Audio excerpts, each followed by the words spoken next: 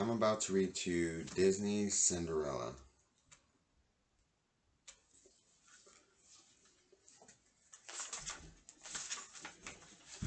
Once upon a time, there was a beautiful girl named Cinderella. She was so kind that even the mice and birds were her friends. Each morning, the birds woke her up from her sweet dreams with their song. Cinderella lived in her cruel stepmother, with her cruel stepmother and her stepsisters, Anastasia and Drizella. They treated her like a servant. Cinderella had to do all the cooking and sewing and washing and scrubbing. Her stepsisters never did any work. One day, a royal messenger came to the house. He brought a letter from the king. The stepmother read the letter. The king was giving a royal ball for the prince that night.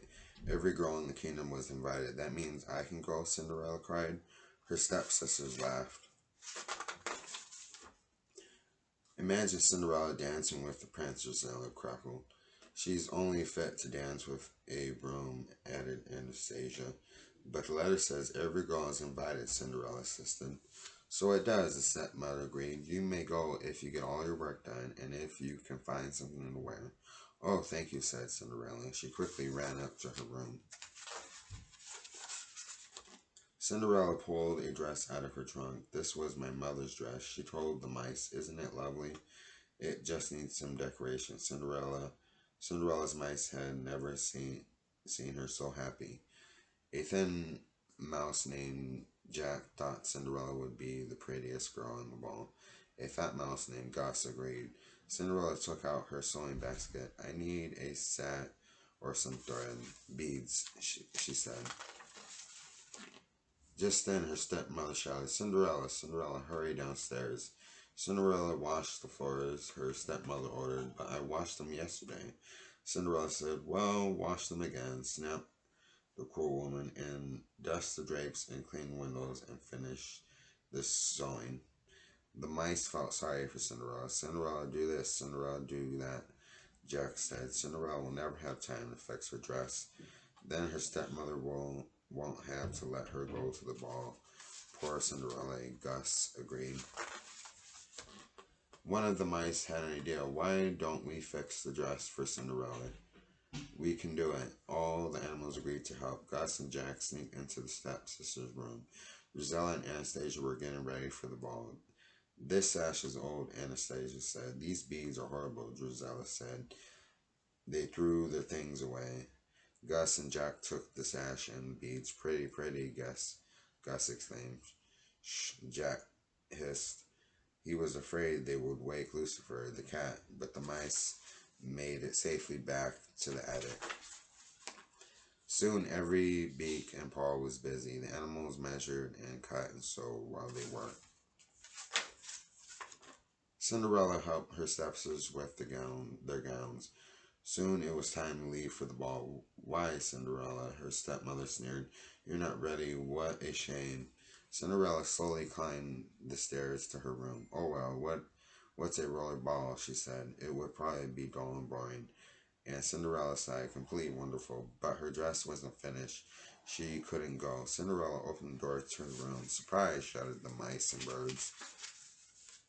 Cinderella thought she was dreaming. Her dress was beautiful. Oh, thank you, Cinderella told her little friends. She put on the gown and hurried downstairs. Isn't my dress lovely? May I go to the ball? Cinderella asked. Anastasia and Gisela gasped. Mother, she can't. Well, she did have a bargain, began the stepmother. At the moment, the sisters recognized the things they'd thrown away. My sash, Anastasia wailed. My beads, Gisela shrieked. The sisters tore the Cinderella's gown. They took back the sash and the beads. Cinderella was left in rags.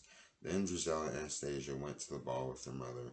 Cinderella ran to the garden. She tried remembering her sweet dreams, but she didn't think they would ever come true. Her animal friends had never seen her so sad. There's nothing left to believe in, nothing, Cinderella sobbed. She didn't notice the lights that twinkled and danced all around her, but Jack and Gus did. They could hardly believe their eyes. The lights turned into a kind-looking woman. The woman patted Cinderella's head. She said, You must believe in something.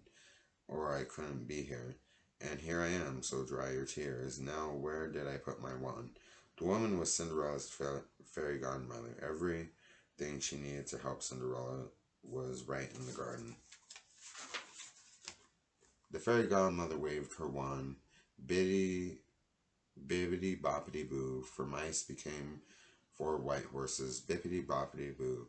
A pumpkin turned into a beautiful coach. A horse became the coachman, and a dog became a footman. The fairy godmother was very pleased. Hop in, my dear. We can't waste time, she urged. Don't you think my dress? Cinderella began. Couldn't. Good heavens, child, you can't go like that, said the fairy godmother.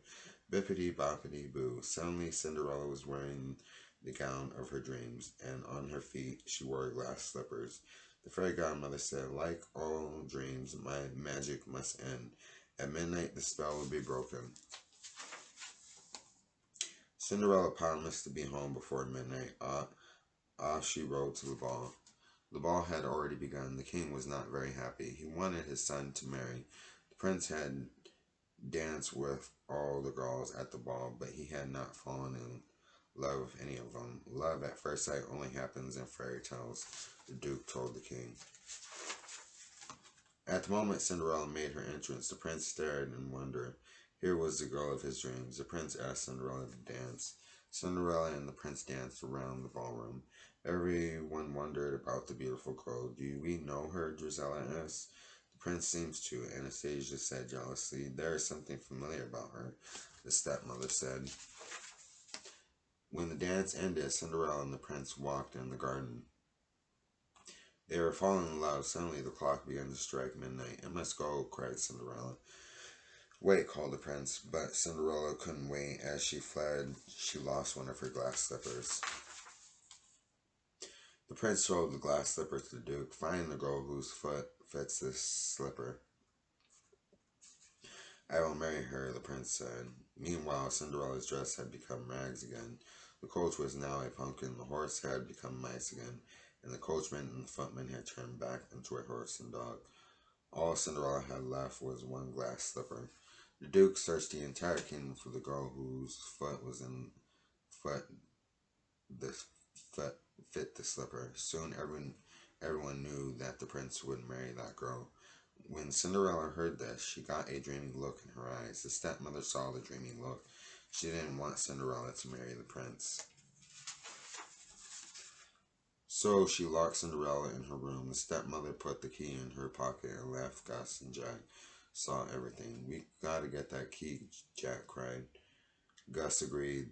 The two brave mice managed to get the key from the stepmother's pocket. They struggled to get the big heavy key up the tall stairs.